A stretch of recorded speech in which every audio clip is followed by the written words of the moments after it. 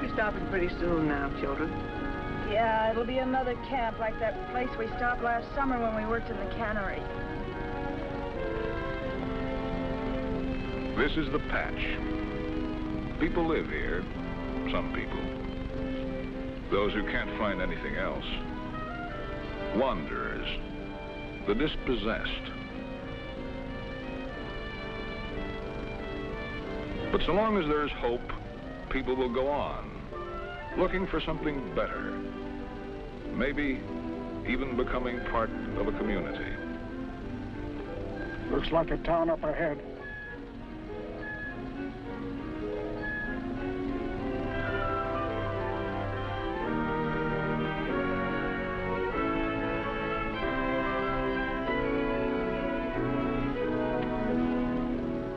This is Fairview, an American town. Our town, perhaps your town, neighborly and friendly to visitors. We've got so many things to offer. Comfort, health, freedom, fine school, fine churches. We think Fairview is one of the best towns in this part of the country. Good stores, up to the minute. Real progressive businessmen, and plenty of civic spirit. Yes, we've got leadership. Take Ken Keeler, our leading lawyer. A good citizen, good churchman.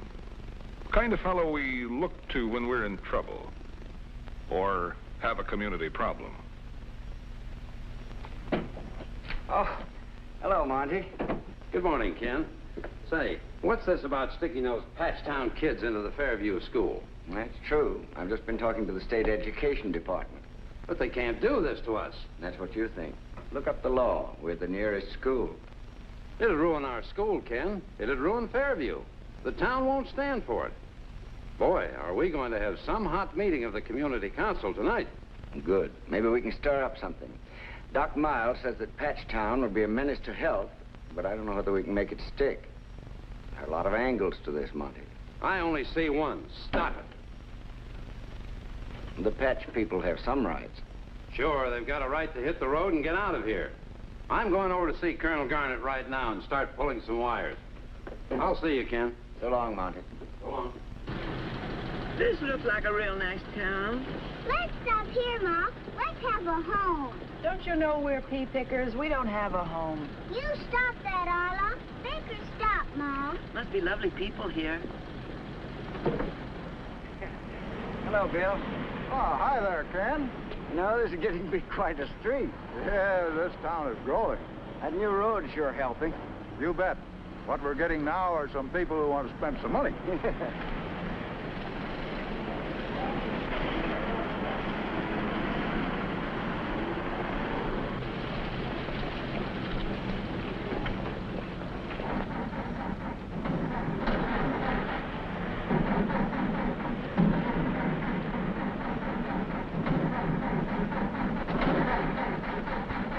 What's the matter, Paul? Oh, some spark plugs, I think. What's a spark plug? Go on, get it out of here. Get going and keep on going. That's what I'm aiming to do, officer.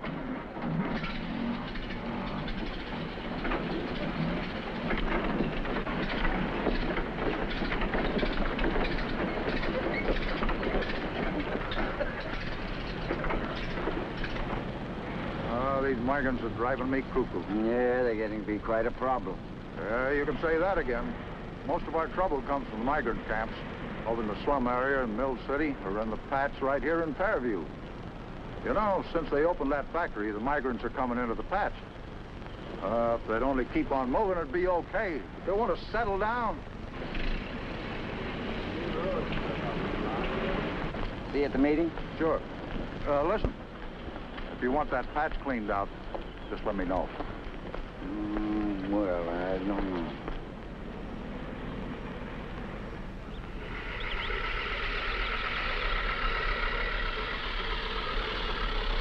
Put your back into it, Ned.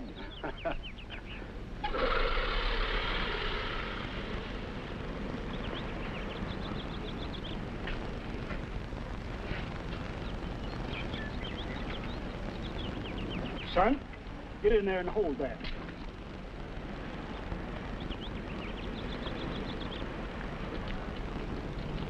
Twister, run the other way. I ought to know how to set our own, Jack. Let me help you.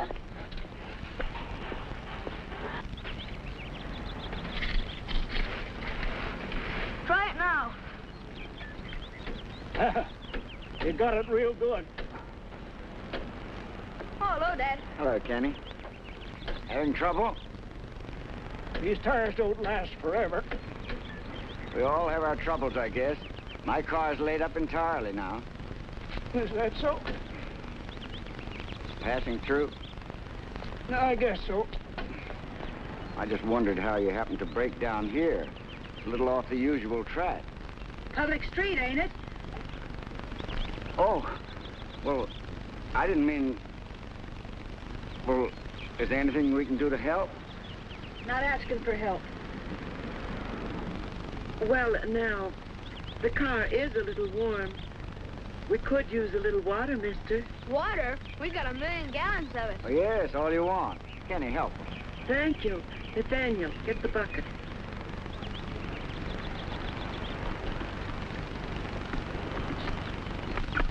Gee, that's a swell bucket. Come on. Mighty pretty place you got here, mister. Well, we kind of like it. We had a home once. Same color. But a little smaller, Ma. Remember? We're mighty thankful to you, mister. Oh, what for? We haven't done anything. Ain't everybody so nice to strangers? We're supposed to treat everybody like ourselves. Not many folks heed it. Well, I guess that's because people... You've treated us real kind, and we appreciate it. Oh, well, that's all right.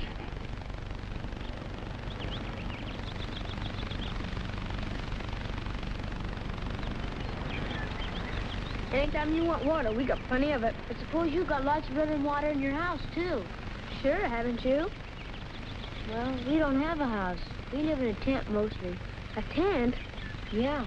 Gosh, I'd like that. And sometimes we don't even have that. You mean sleep out under the stars?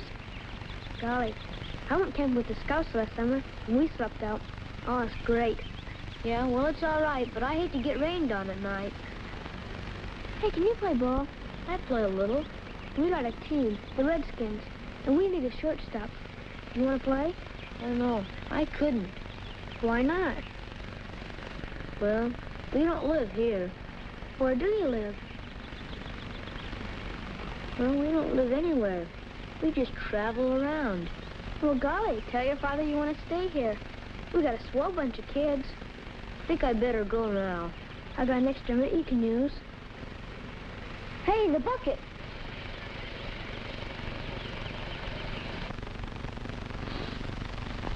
What's cooking? Meat pie? Mm-hmm.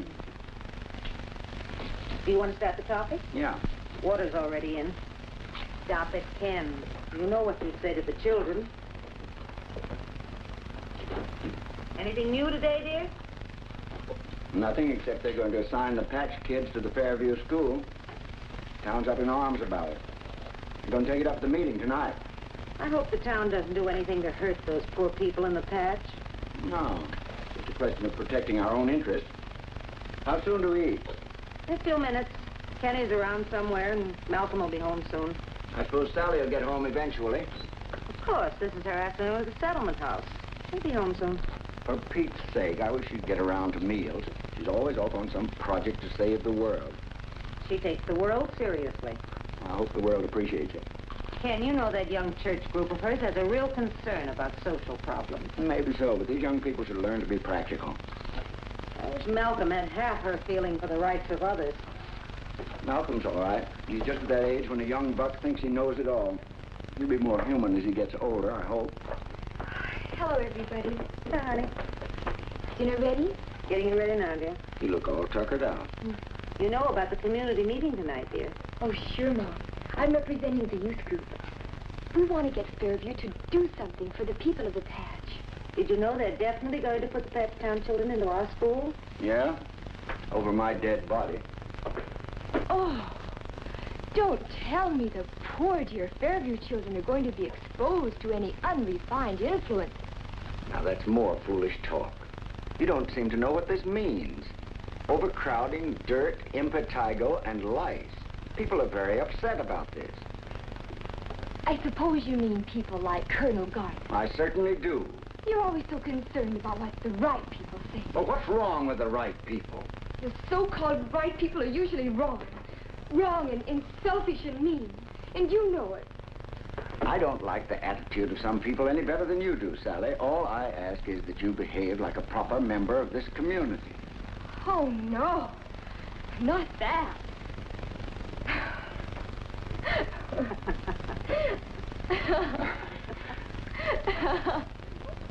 I'm sorry, Jack. You're a pretty good egg. You'd better get ready for dinner now. Okay, Mom.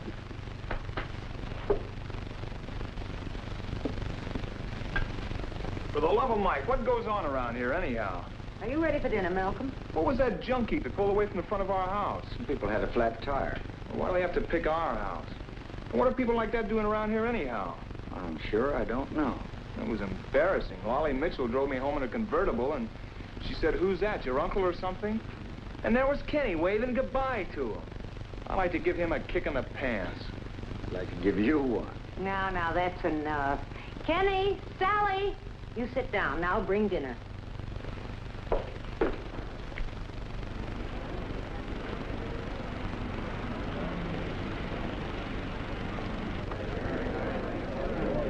You go along, honey. I've got to sit on the platform. Ken, Oh, hello, Mary. you know I'm not going along with you on this patch business. And a lot of the other women of the church won't either. Well, I appreciate your viewpoint, Mary, but I've got the welfare of the town to think of. Hi there, Ken, old boy. Hello, Pete. How are you? Ken Keeler, meet Dave Harley. You've heard me speak of Dave. Oh, yes. Hi, Mr. How do you do, Mr. Keeler? Dave's going to be with us here in Fairview for a while. Well, you'll find Fairview a pretty good place to live, Mr. Harley. Just average American folks. Meaner than all get out. Of course, we think we're a little better than average. Dave's on a mission here, Ken. His territory is this whole corner of the state. Mission, eh? You're taking a poll or promoting a new brand of toothpaste? Oh, no, nothing like that. I'm assigned to do a community job. Well, maybe you could give us some help. We've got a job to do right here. Say, are you the Harley my daughters are always talking about? Oh, of course, Sallie Keeler. Yeah. She's a great girl. Always on the side of the angels. Some of her ideas are beyond me. Look, we've got some people coming in. Why don't you both come over to the house after the meeting? Both of you. We're glad. Oh, thanks. Thank you. All right. Question addressed to Dr. Miles. Is Patchtown a menace to the health of Fairview? Of course it is. Garbage goes any old place. The sewage disposal is primitive. A family might come from 200 or 300 miles, bringing diphtheria or typhoid. And how about the Patch children coming into our school, Doctor? Well, naturally, these contagious diseases and infections could spread like wildfire. We know that these people in the patch need help, but their presence is a real menace to this community.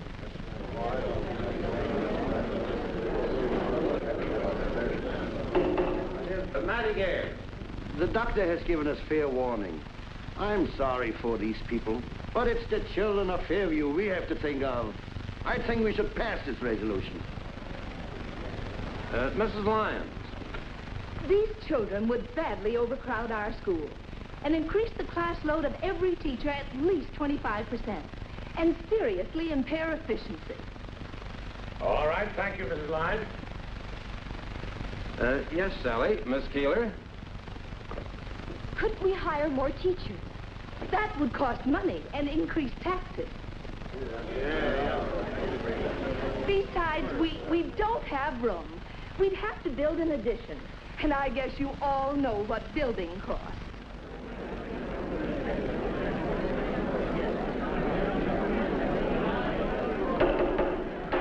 Just a moment, please. Miss Keeler has the floor.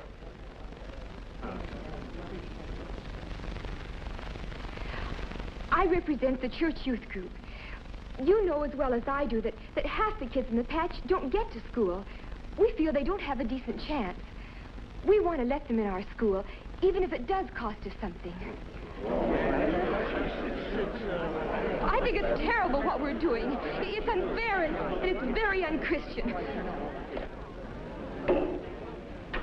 All right, we've had various views. Now there's a man here tonight I think we should hear from. A leading citizen of our town, Colonel Garnett. Thank you. These are noble sentiments this young person just expressed. But I think we should take a more practical view.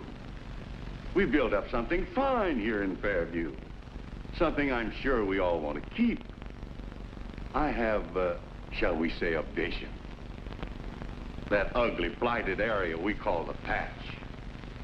I see it gone, erased, and in its place a lovely park with beautiful trees and flowers and grass, where mothers can bring their babies, where the children of Fairview can play. What would Colonel Garnett do with the people of the patch? Oh, why, I'm sure they could find a better place. No, I think we should resist this plan to demoralize our schools. Mr. Chairman, I call for a vote on this question. All right, I'll read the resolution. Resolved, that since it would be injurious to the best interest of this community to admit non-resident children to our school, and since there are certain aspects to this problem of a health and moral nature that we deplore, we instruct our attorney, Ken Keeler, to take all necessary steps to alleviate this threat to our welfare. Mr. Chairman, I'd like to amend the resolution to instruct Mr. Keeler to investigate the entire situation thoroughly before acting. I accept it, providing Ken reports back to us in 2 weeks with a specific plan. All right, all in favor, say aye. Aye. All opposed? No. The motion is carried. All right, folks, back again 2 weeks from tonight. The meeting is adjourned.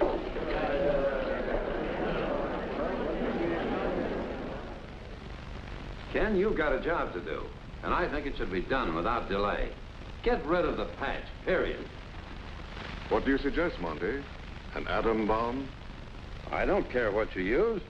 Burn the shacks, knock the whole place apart, but get it out of there. But after all, Monty, they're people. For me, they're pigs. Besides, the patch is a breeding spot for communism. Oh, they're people, all right. They just don't live by the American standards. What do you call the American standard, Dad? Well, to live decently, to observe the ordinary laws of sanitation, and to have some self-respect. Anybody can do that who really wants to. I think you're right. If they didn't like it, they wouldn't live that way.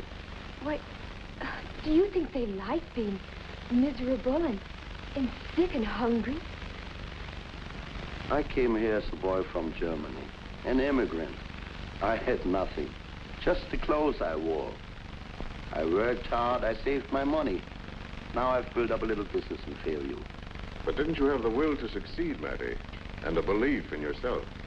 You might even say a faith. Yes, that's the American dream. Anybody can build a decent life for himself who works hard, believes in himself, and does the right thing. I came of a poor family, too. We struggled and worked for something better.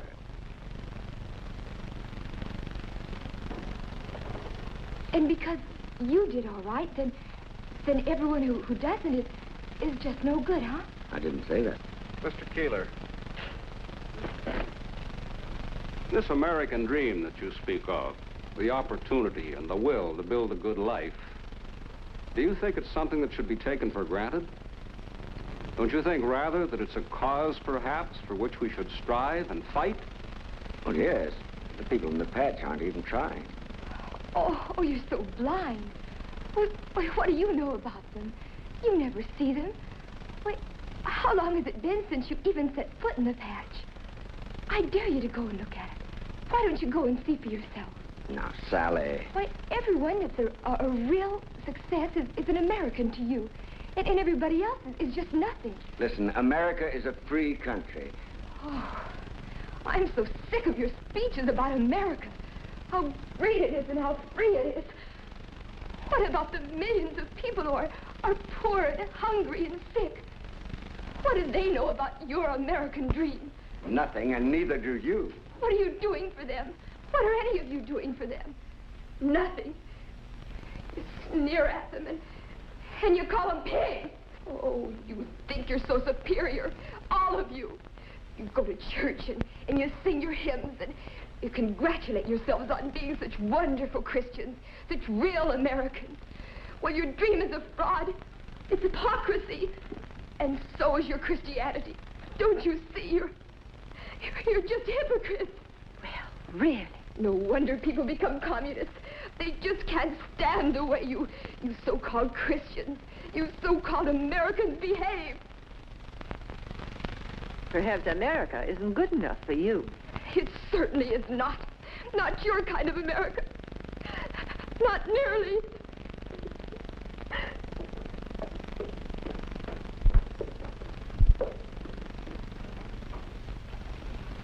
Monty, I think we'd better go home.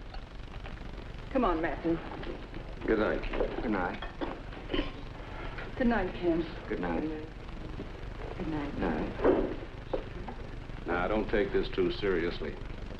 By the way, I may need a little help from you. You see, my job is to try to keep this American dream alive.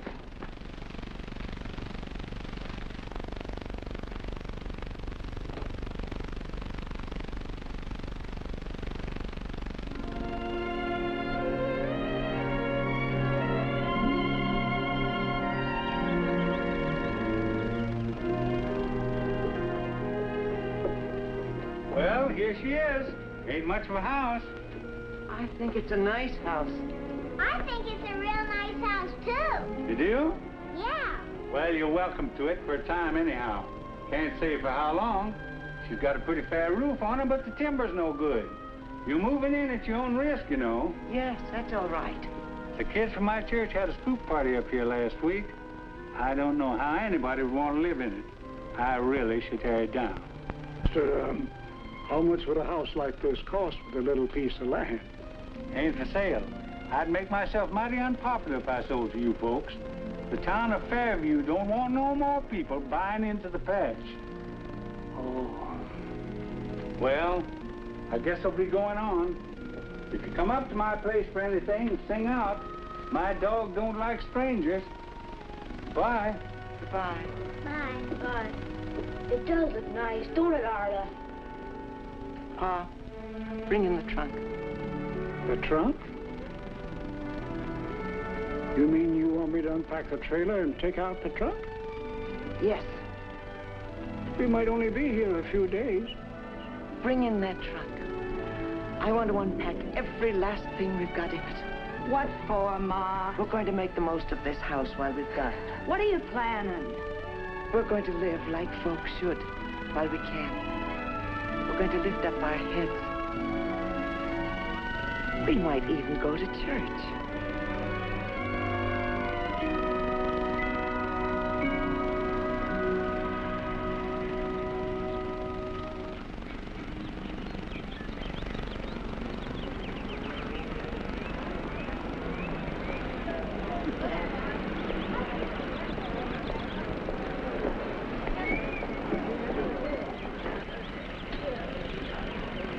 Good morning, Ken. Park anywhere now, it'll be okay. Hello, how are you? How's your mother?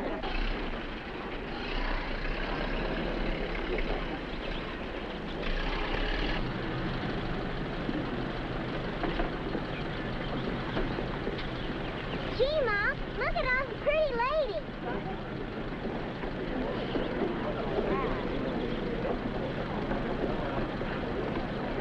There's Kitty, Pa. Hey, Kitty! What?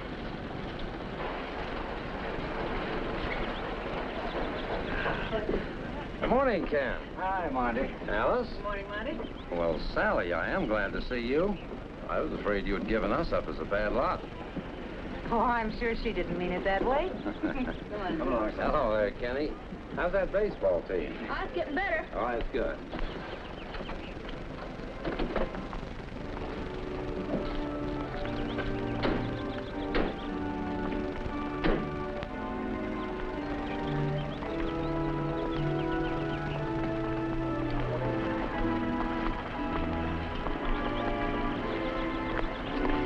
Ma, do you really think we ought to go?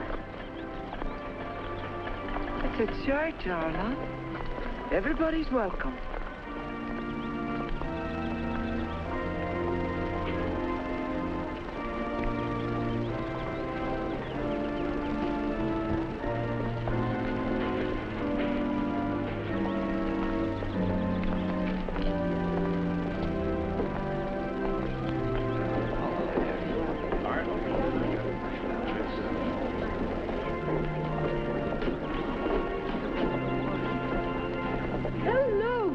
Good morning, Irma. How are you? Good morning. How are you? Would you like to sit with us? Love to, dear. Wonderful. I think we ought to go in. Morning, folks. Just in time. I think the service is about to start. Come on, Pa, let's go in.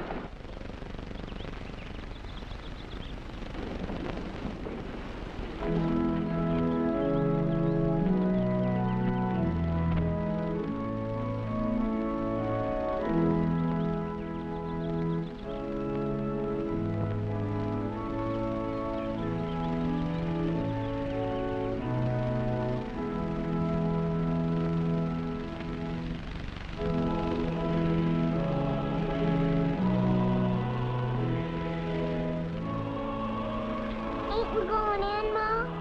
I don't know. We better go home, Ma. I guess all the seats are took. Ain't that music pretty? Come on, Ma, let's go home. Well, if we ain't going in, we might as well go home.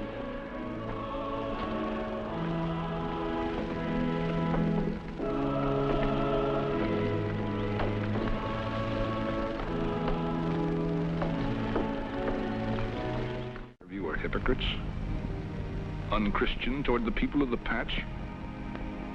For I was an hungered, and ye gave me meat. I was thirsty, and ye gave me drink. What was it Monty said? Drive them out. Burn them out. Get them out of here. I was a stranger, and ye took me in.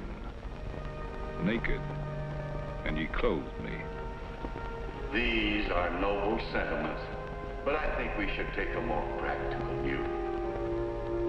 I was sick, and ye visited me. In prison, and ye came unto me. But I've got the welfare of the town to think of. It's a question of protecting our own interests. Well, your dream is a fraud, and so is your Christianity. It's hypocrisy. Don't you see you're just hypocrites? Why don't you go and see how those poor people live? Why don't you go and see? And so Ken Keeler went off on a mission. On a mission to the patch. Why? His legal duty? Maybe. Conscientious fellow, Keeler. Hurt pride? Could be. He was only human after all. But it was also something else. Something planted deep within him long ago by his parents, in his Sunday school, by his church. Ken was the kind of fellow who had to like himself, to be able to live with himself. You see, he wasn't only human, he was Christian. And so Ken Keeler went to the patch, looking for a dream, the dream of freedom and decency that America had always stood for.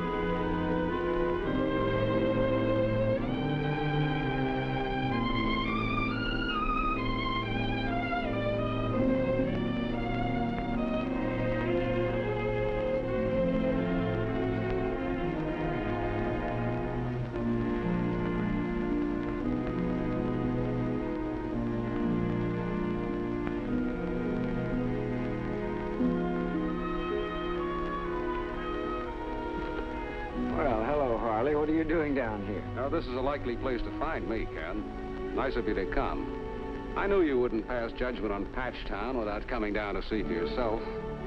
Well, what do you think of it? All I can see is a wound. Yes. And the problem isn't what to do with the patch, but what to do about the wound behind it. I don't get you. Well, Ken, we're all in this.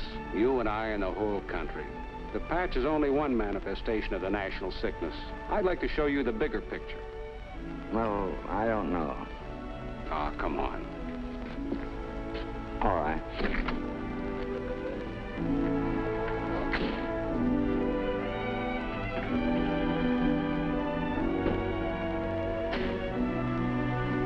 To see the picture, Ken, you've got to understand that America's on the move.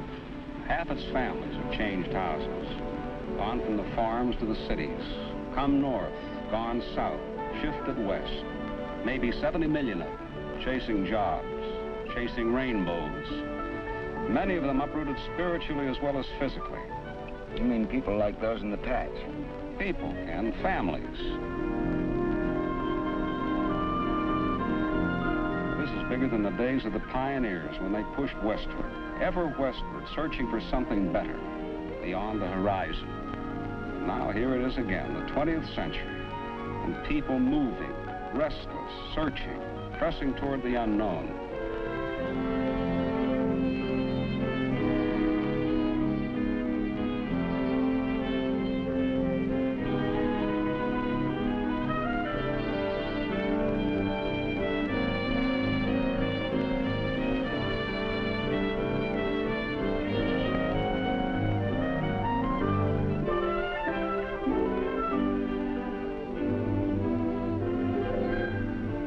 Become of them?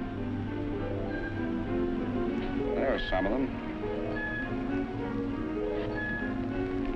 Look out there. Migrants? That's right. I understand they make pretty good pay. That is, when the whole family works. Sometimes, but it adds up to a poor life. Wherever they go, they're strangers, without voice or vote, not really a part of the community. These people are stateless, Ken. They're displaced persons, and this isn't Poland or Germany. This is America.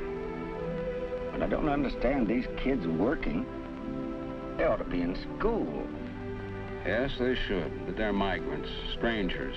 They don't feel welcome in the local schools, and often they aren't. There are many other places in this country where the mainstream of life has rushed on, leaving eddies and pools in its wake. Why, there are rural areas in this country without a doctor, without a teacher, without a minister.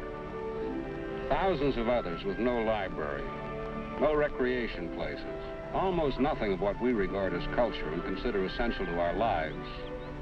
Yes, Ken, this too is America.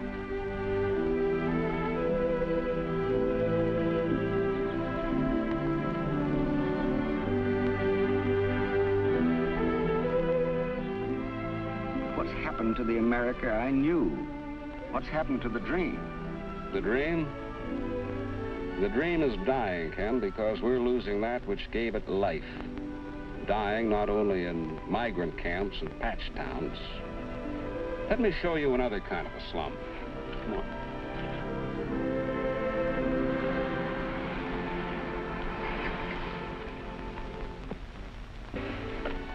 Look at this.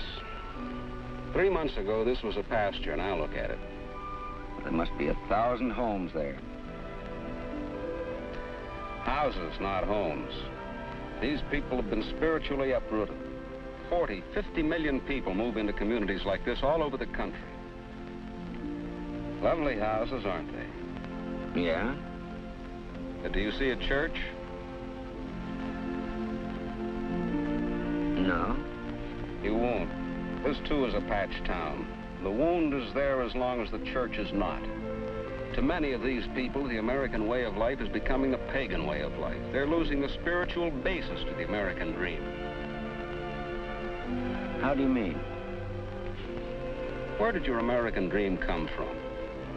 From the Christian belief that the individual has rights and freedom and dignity as a child of God. It is a solemn obligation of every Christian to make that dream come true. How can we do that? Through the pioneer outreach of the church. The church is at the forefront of these new frontiers, bringing Christ where there is chaos, endeavoring to revitalize that dream. We call it home missions. I always thought that had something to do with Christmas baskets. No, it's a mission to America. We've got to change conditions, Ken. But to do that, we have to change people. Christ changes people, and through people can change communities and remake the world. Let me show you how we're trying to do this. We're attacking tremendous barriers, Ken, worse than the days of the pioneers. Barriers of suspicion, hate, fear, mountains of exploitation and injustice and prejudice. Tomorrow I'm going down to Capsville to try to mediate a strike. And down at Friendship House, where we're going, we have a project in race relations. We're trying to build a community out of a slum.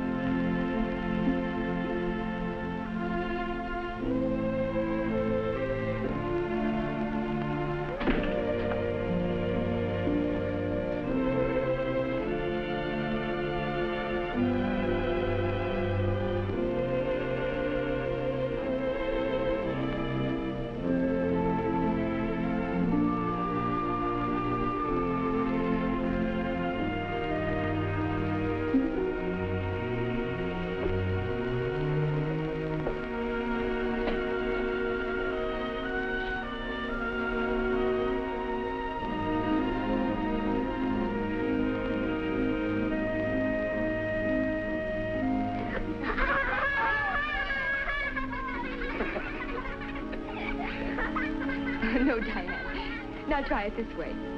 And let me show you. Why, it's Sallie. Yes, she's the church. Wherever you find Christians bringing faith into the lives of others, there's the church. That's the miracle of it.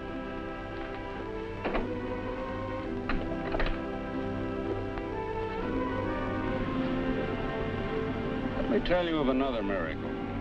In another place where there were 1,000 houses without a church. That is, without a church building. You see, there were people who carried the seed of the church within them. First, they gathered in barns to worship. Then went from door to door asking for help to build a church with their own hands. That seed within them would not be contained. It grew out of a barn. Grew into one of the most magnificent churches you've ever seen. That's what we call church extension.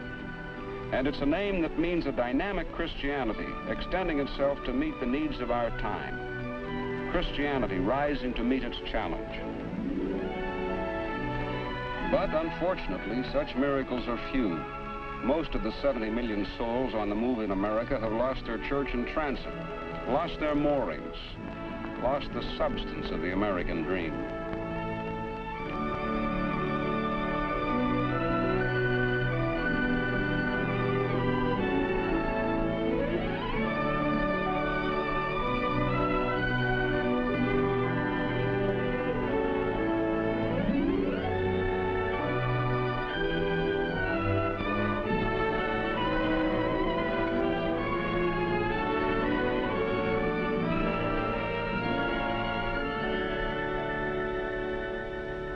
Ours is a mission to America, Ken, to try to change conditions like those in the patch and to change people. But we have another mission, to change people who have forgotten their fellow man, who have forgotten that the American dream must be lived by each of us if it is to endure.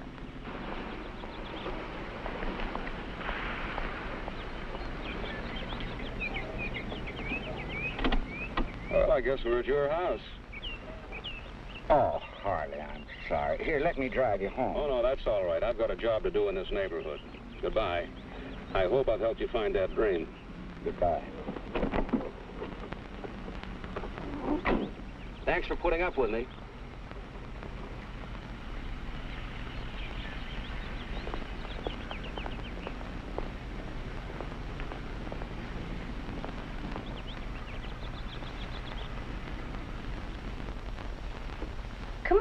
hurry up.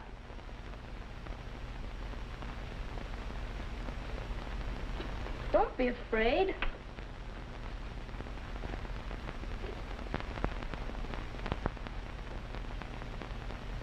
Gee, what a keen bat. That for me? Oh, no, you don't.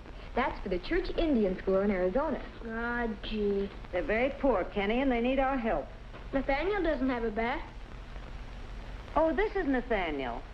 Nathaniel, meet my mother. Hello, Nathaniel. Hello. My sister, Sallie. How do you do, Nathaniel? Hello. Here, you give me that before you put your name on it. Hello. Hi, Dad. Hello, Dad. Hi, Kenny. Why, hello, Nathaniel. Hello. You boys been playing ball? Practicing. Hey, can I have $1.25 for my allowance? We need a new bat. I guess so.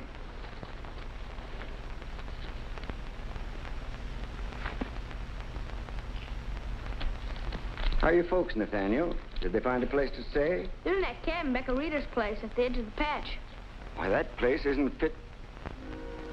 We've got a real nice house. Well, that's fine. The roof don't hardly leak at all. Doesn't Nathaniel say the most comical things sometimes? Where do you go to school, Nathaniel? Us kids don't get to school much. You're going to Fairview school, that's where you're going. Oh, no. They don't want me in no school. But you're going to join my Sunday school class, aren't you, Nathaniel? Oh, no. No, I couldn't. Oh, I wish you would. You'd be very welcome.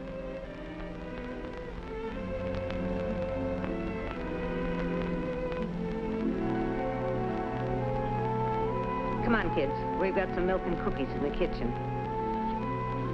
Oh, what? Come on, Nathaniel. Come and see us, Nathaniel. Come often. We're glad to have you, son. You run along, get your cookies.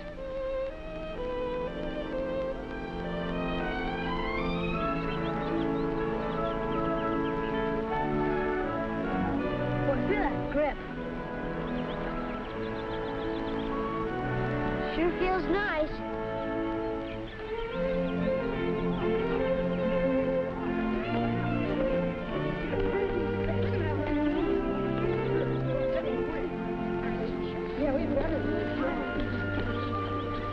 Kenny? Hi, Kenny. Hi. This is Nathaniel. He's going to be on our team. Who says so? Why, Tom, we only got 8.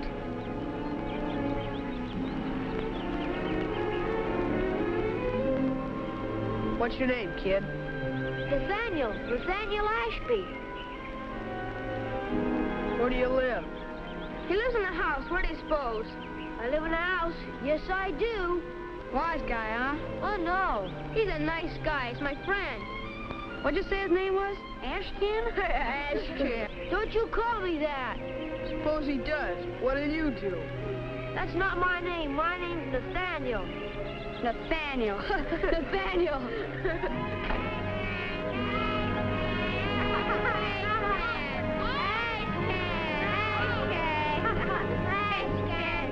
You put it out for me. Can't you give a guy a chance? Well, okay. Nathaniel's a friend of mine. If he doesn't play on the team, I don't. So make up your mind. Hey, what's the fuss? You keep out of this, Malcolm. Who's this guy? Friend of Kenny's. Yeah, his name's Ashcan. Hey, you're that migrant kid. Go on. Cut it out, Malcolm. I'm going to tell Dad. Beat it, you, and don't let me catch you around this house again.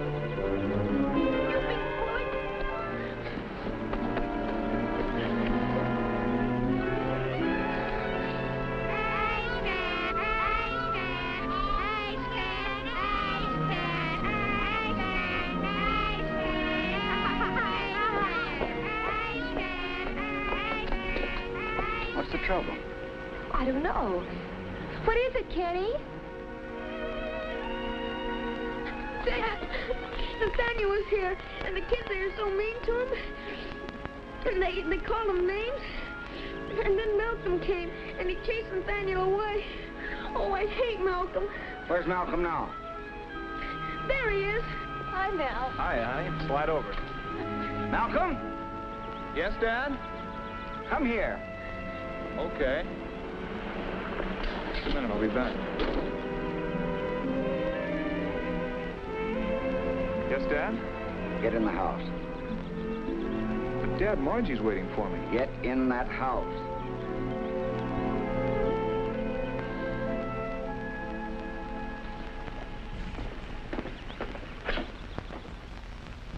It was a mistake. The boy's welcome at our house. I told him so. What I say goes in that house.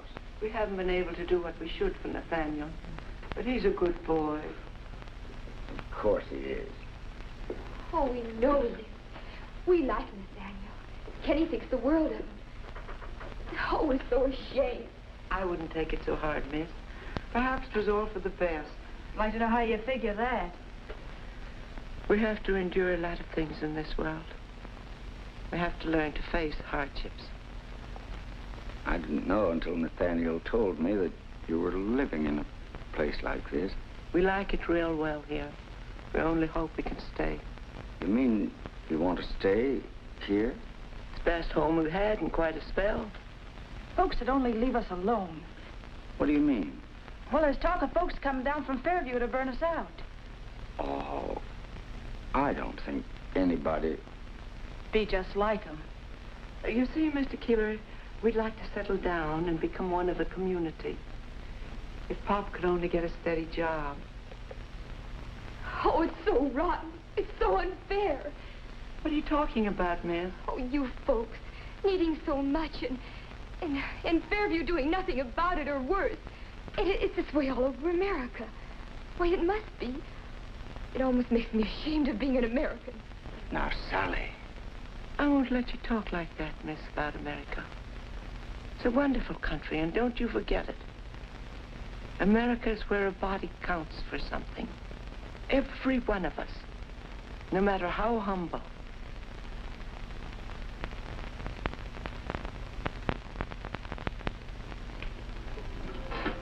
Let me tell you something. There have been times in wandering around the country when I've been a little discouraged. When our son Ezra died, things looked pretty black. But a young man came from the church, a minister to us migrants. He told me that God cared, that I was to bear up, love my neighbor, and do my part. All the strength that came from God, so that I could get love in my heart and go on. Oh, but we were the ones who were wrong. I'm afraid you're a little discouraged just now. We all get that way. We must try a little harder, pray a little harder, and then we see things straight again. And we realize what a wonderful country this is. I don't suppose there's a country on earth where there are so many good, kind, neighborly people who care about a body. We don't always see them, but they're there.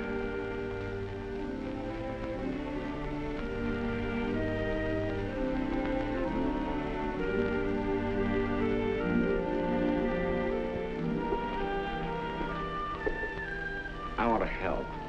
I want to give you a check. You can't take no check, Mr. Keeler. We haven't earned it. I'm not taking charity, thank you. Oh, I didn't mean it like that. We're Americans, Mr. Keeler. Christians. We're going to stand on our own 2 feet.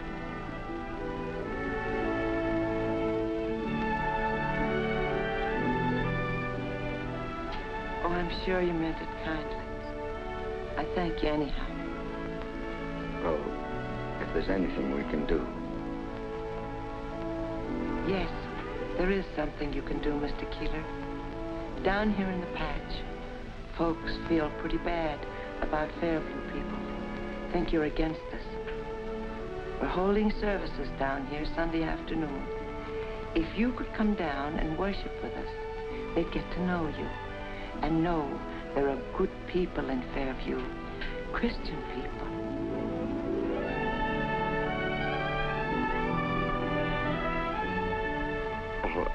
I doubt if I can.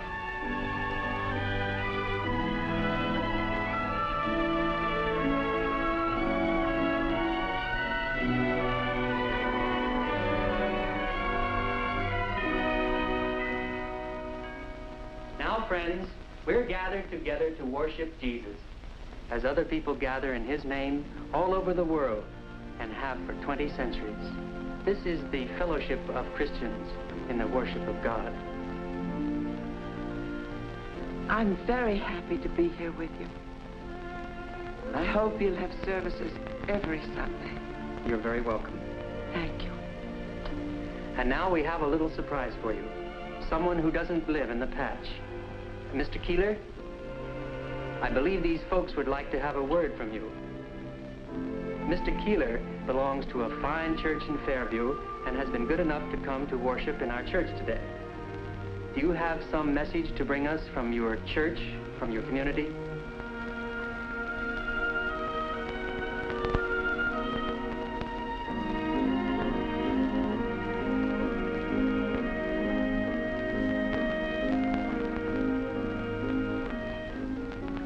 I didn't expect. What I mean is, well, I'm very glad to be here with you at your service. Because, well, after all, we are neighbors. Neighbors.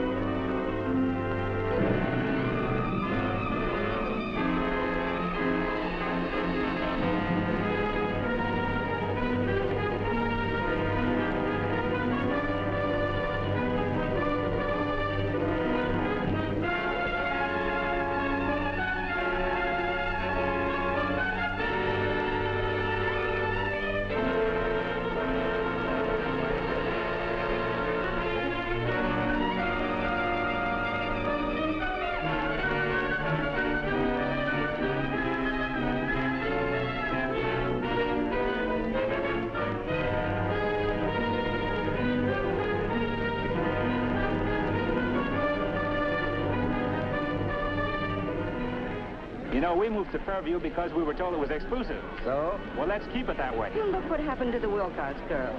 She went for a walk near the patch and those hoodlums chased her. We've got to get rid of the patch. This thing is getting worse all the time. Say, Reader, Well, hi, Chief. you got some folks living in that old cabin back to the woods? Why, yes, there's a family living back there, just temporary. Why? I heard different. Fellow by the name Ashby. He was talking to Marty Feldman today about a job, a permanent job. Says he wouldn't mind staying. How do you like that? Well, you can't blame him for that. You wouldn't want to set yourself up against the will of this community, would you, Reader? Why, no. I got a suggestion to make to you. Come on over to my car.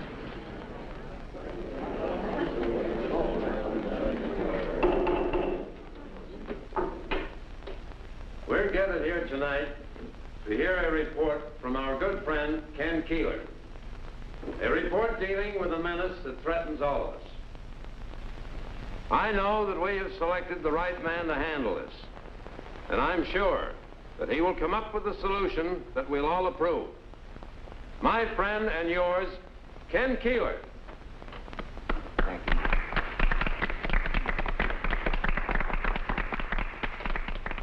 The patch is a menace.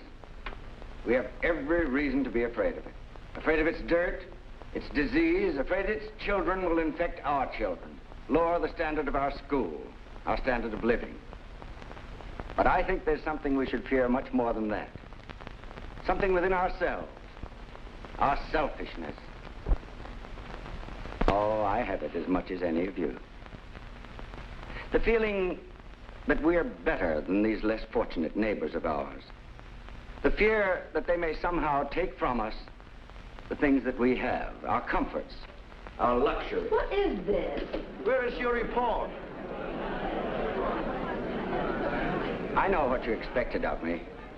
You wanted me to wall off the patch, its people, and all people like that, with a wall so high that we people of Fairview could feel safe. But you can't do that. I've come to see that we were wrong.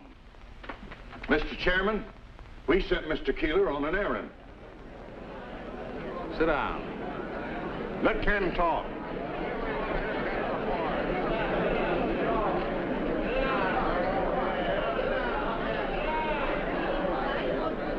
I told some of you a week ago that the people of the patch had forgotten the American dream. And in a way, I was right. Many of them have.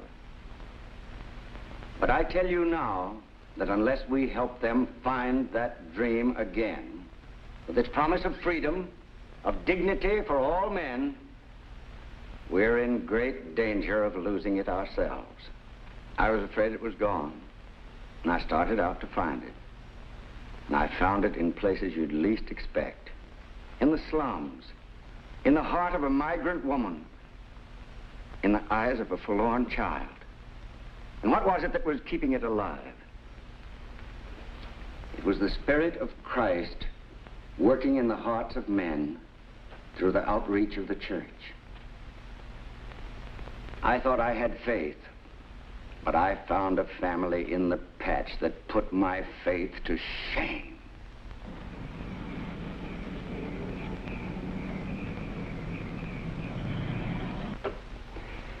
You sent me on a mission to thwart and destroy the patch and scatter its people, strangers within our gates. But these people aren't strangers. They're our neighbors, our brothers. Instead of building walls against them, we've got to enlarge the circle of Fairview and let them in. Now, I know that this involves much more than just making a decision. It means specific problems that have got to be solved. Problems of housing, of sanitation, and of health. I have here a plan of action, which I submit to you. It involves sacrifices on our part, work. But this is our Christian responsibility. We speak of the dangers of communism. Communism is a menace, but only because America is weakened by an even greater one. We've got to keep alive the American way of life, and we've got to make sure that it's the Christian way of life. Otherwise, in our folly, we may lose everything that we hold most dear. That's all I've got to say.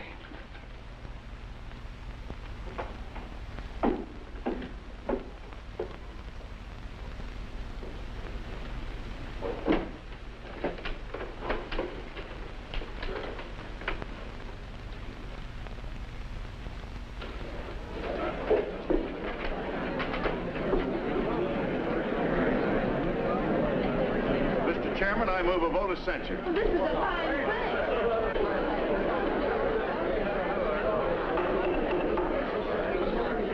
The meeting is adjourned. Dad! Oh, Dad, I am so proud of you. Say, you could have knocked me over with a feather. Whatever made him do that? You ask me, Ken gave us something to think about. Right from the shoulder, too. I didn't know the Ashbys were friends of Ken's. What made you put him out, Rita? I don't know. Isn't there some way we can help those poor people? Well, dear, do you think you've ruined yourself for good in Fairview? Well, I doubt it. I made them mad, but they'll get over it. The people of Fairview are made of pretty solid stuff. After all, you found you were wrong and you admitted it, that's all. Yes. I was wrong. But a certain young lady had to practically stick pins in me to make me see it. I was wrong too, Dad. You? Mm-hmm. Me. I lost my faith in people and in my church and in my country. But I'm beginning to find it again now. You know, Ma Ashby showed me that I wasn't a Christian, really. I was so unloving. Even at the settlement, I hated the dirt, but I didn't really love the people. And that's all changed now? Oh, Dad, I'm beginning to see now. There's a big job to be done in America. But if Christ helped me through my Ashby, why, he can help others through us, if we help him do it. He can. Can't he, Dad?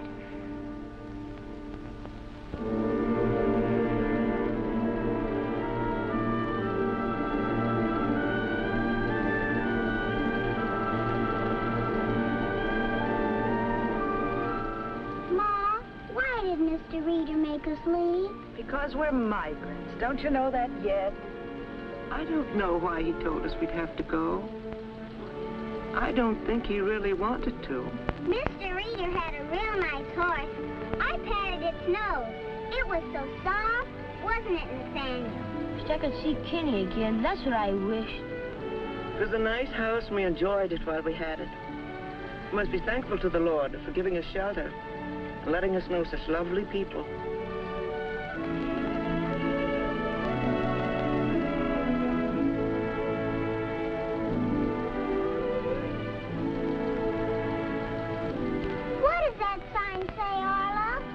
You are leaving Fairview, a friendly town. Thank you, come again. Where are we going now, Ma? Well, I don't know, child. Maybe we'll find some place where we can build a better life for ourselves. We'll find something somewhere. The Lord is my shepherd. I shall not want. He maketh me to lie down in green pastures. He leadeth me beside the still waters. He restoreth my soul. He leadeth me in the path of righteousness for his name's sake. Yea, though I walk in the valley of the shadow of death, I shall fear no evil, for thou art with me.